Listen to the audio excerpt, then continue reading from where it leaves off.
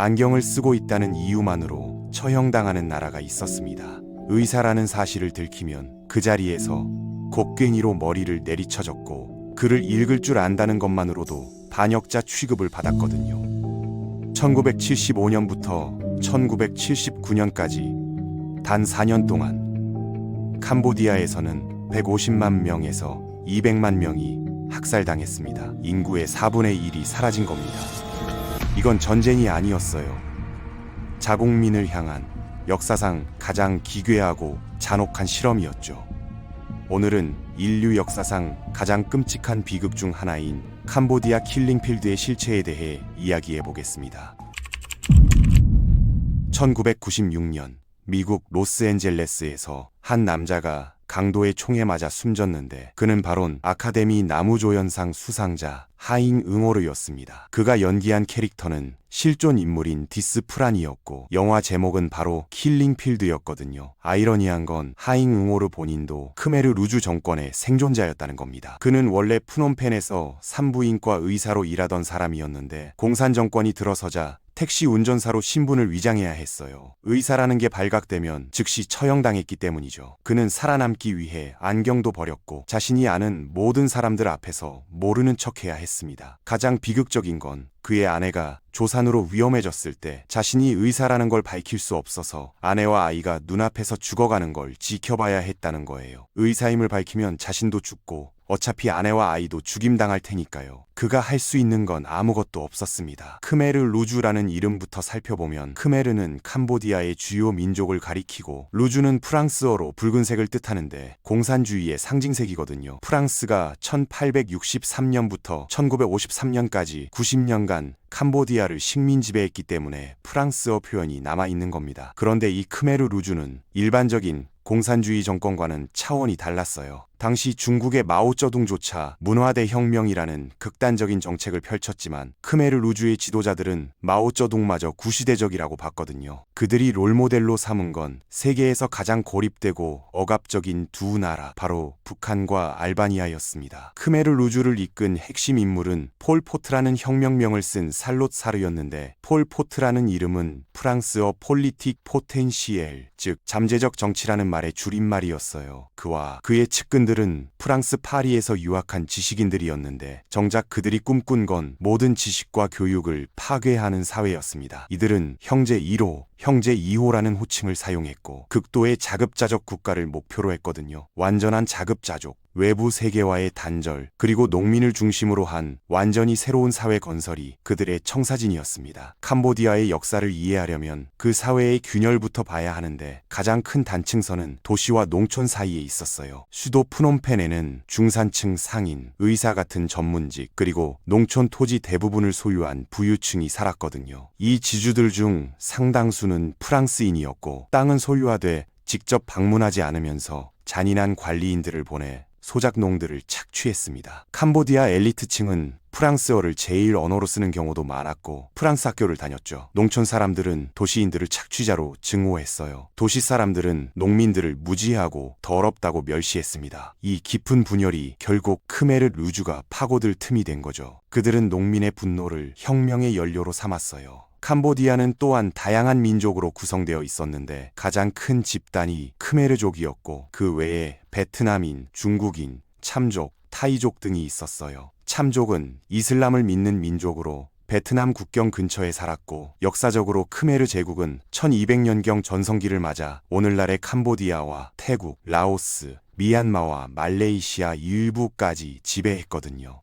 하지만 베트남과의 수백 년에 걸친 영토 분쟁과 민족 갈등이 있었고 이런 역사적 적대감이 크메르 루주 시대의 소수민족 학살로 폭발하게 됩니다. 공산주의가 동남아시아에서 매력적으로 다가온 건 여러 이유가 있었는데 식민 지배로부터의 해방, 극심한 빈곤의 해결, 그리고 불평등한 부의 분배를 바로잡겠다는 약속 때문이었어요. 제1차 세계대전과 제2차 세계대전 사이에 많은 캄보디아인들이 공산주의에 이끌렸습니다. 아이러니하게도 베트남 공산주의의 지도자 호치민이나 캄보디아의 미래 독재자들 모두 프랑스에서 교육받은 사람들이었어요. 호치민은 파리에서 웨이터와 기자로 일하면서 전 세계 공산주의자들과 접촉했고 캄보디아의 크메르 루주 지도자들도 파리 유학 시절 마르크스주의에 심취했거든요. 그들은 농민의 이름으로 혁명을 외쳤지만 정작 본인들은 도시 출신 엘리트들이었습니다. 이 모순이 결국 비극의 씨앗이 됐어요. 캄보디아가 1953년 독립한 후 시아누크 왕자가 국가 원수로 나라를 이끌었는데 그는 국민들에게 인기가 많았지만 빈곤한 나라를 제대로 운영하기보다 호화로운 삶에 더 관심이 많았어요. 한편 이웃 베트남에서는 공산주의자들이 프랑스 식민 지배에 맞서 싸웠고 1954년 북베트남을 장악했거든요. 중국과 베트남 공산당의 지원을 받은 크메르 루주는 1950년대부터 게릴라 활동을 시작해 1960년대 후반에는 농촌 지역 상당 부분을 장악하게 됩니다. 그들은 푸놈펜 정부 내부에도 침투해 시아누크의 통치력을 약화시켰어요. 안에서부터 무너뜨리는 전략이었죠. 1970년 론놀 장군이 쿠데타를 일으켜 군사정권을 세웠고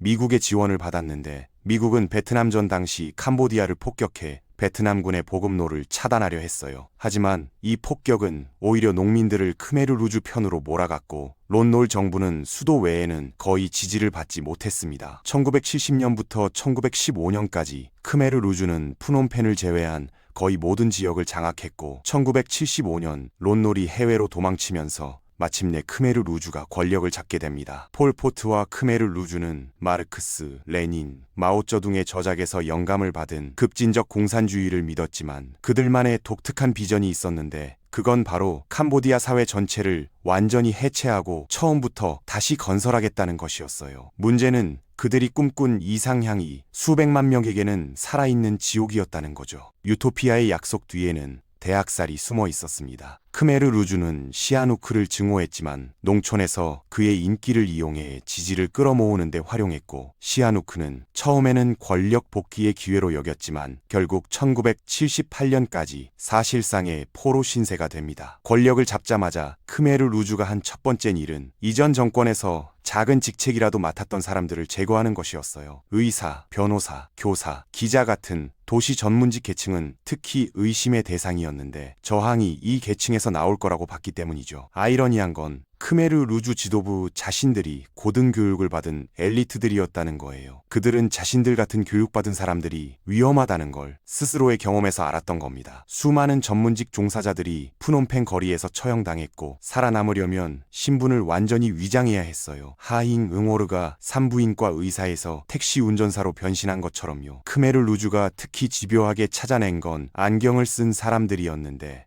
안경은 지식인이나 부유층의 상징으로 여겨졌거든요. 안경을 쓴 사람은 부자이거나 전문직이거나 둘 중 하나라고 판단했고 둘 다 처형 대상이었습니다. 안경 하나가 곧 사형 선고였어요. 오늘날 캄보디아의 킬링필드 박물관에는 아우슈비츠처럼 희생자들의 유품이 전시되어 있는데 그 중에서도 산더미처럼 쌓인 안경더미가 가장 상징적인 전시물이에요. 하잉 응오르와 디스프란 모두 살아남기 위해 안경을 버려야 했습니다. 시력이 나빠도 안경을 쓸 수 없었던 거죠. 전문직 계층 학살과 동시에 다른 부대들은 푸놈펜의 200만에서 300만 인구를 강제 이주시키기 시작했어요. 이들 중 많은 수가 전쟁을 피해 농촌에서 도시로 온 피난민들이었는데 도시 상황이 너무 열악해져서 음식과 물과 거처를 구하기 어려웠기 때문에 일부는 자발적으로 떠났어요. 크메르 루주는 농촌에서 일하면 음식과 물과 거처를 모두 제공하겠다고 약속했거든요. 농민의 낙원을 건설하는데 함께 하자고 했습니다. 하지만 대부분의 사람들은 집과 가족을 떠나기 싫어했고 저항하는 사람들은 거리에서 총살당해 다른 사람들에게 본보기가 됐어요. 모든 목격자들의 증언에 따르면 가장 잔인한 병사들은 농촌 출신의 10대들, 심지어 더 어린 아이들이었는데 이들은 크메르 루주 이념에 완전히 세뇌되어 도시 사람들 거의 전부를 적 아니면 잠재적으로 봤거든요. 이 어린 병사들은 특별히 폭력적이고 잔인하게 행동하도록 격려받았고 푸놈펜이 텅 빌 때까지 수많은 고문과 강간과 잔혹한 살인이 자행됐습니다. 그리고 이건 시작에 불과했어요. 진짜 공포는 이제부터였죠. 크메르 루주 이념의 기괴한 측면 중 하나는 완벽한 농업 공동체가 만들어지면 다시 도시를 채우고 독특한 공산주의 도시사회를 건설하겠다는 계획이었어요. 푸놈펜과 동부 및 중부 캄보디아 마을 주민들은 농업지역으로 이주당했고 열심히 일하면 캄보디아의 식량 생산을 3배로 늘려 완전한 자급자족을 이룰 수 있다는 말을 들었습니다. 하지만 현실에는 수많은 문제가 있었어요. 캄보디아는 여러 구역으로 나뉘었는데 모든 지역 지도자가 폴포트와 중앙정부의 가혹한 방법에 동의하지는 않았거든요. 이로 인해 생산성이 떨어지고 결국 변방 지역에서 소규모 내전이 벌어졌는데 중국 고문관의 도움을 받은 폴포트 세력이 이를 진압했습니다. 하지만 생산성 저하는 기근으로 이어졌고 여기서 두 번째 문제가 터졌어요. 아무도 흉작을 보고하려 하지 않았던 거죠. 보고하면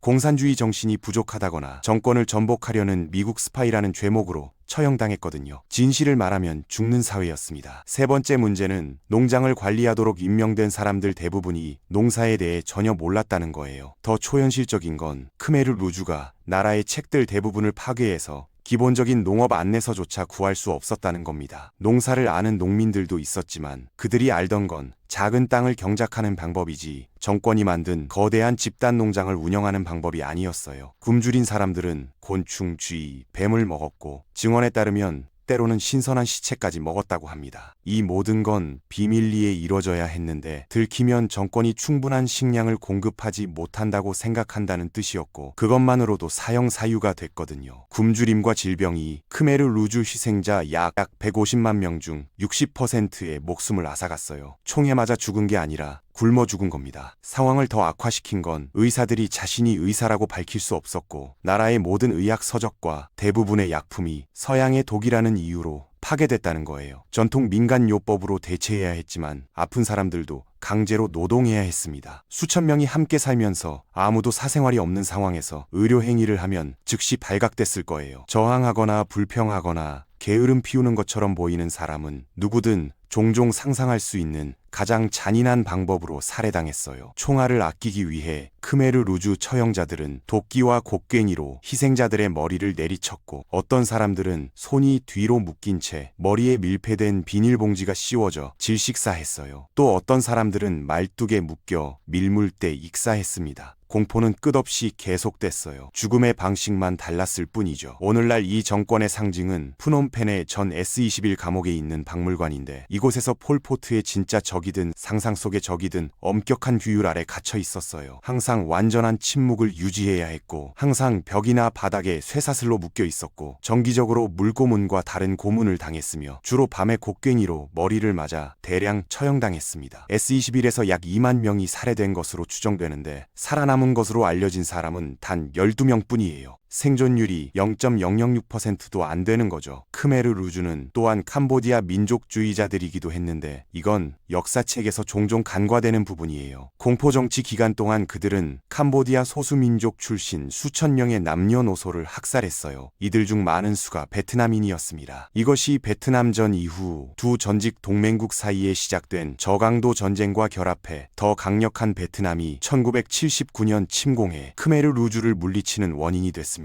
폴포트는 결코 정의의 심판을 받지 못했어요. 그와 크메르 루주는 캄보디아 남서부의 산과 정글로 도망쳐 1998년까지 게릴라전을 벌였는데 그에 마침내 패배했습니다. 폴포트와 소수의 광신적 추종자들은 시아누크 국왕이 일부 통치하는 정부군을 피해 숨어있던 동굴에서 죽었어요. 한때 처형 대상이었던 왕이 결국 나라를 되찾은 거죠. 킬링필드의 비극이 주는 교훈은 무엇일까요? 이념이 극단으로 치달을 때, 유토피아를 약속하며 모든 것을 파괴할 때, 인간에 대한 존중이 사라질 때 어떤 일이 벌어지는지를 보여줍니다. 크메르 루주 지도자들은 파리에서 교육받은 엘리트들이었지만 그들이 만든 건 교육과 지식 자체를 죄악으로 만드는 사회였어요. 안경 하나가 사형 선고가 되는 세상, 의사가 환자를 살릴 수 없는 세상, 책이 존재하지 않는 세상을 만들었습니다. 문명의 완전한 파괴였죠. 오늘날 캄보디아는 여전히 이 상처에서 회복 중이에요.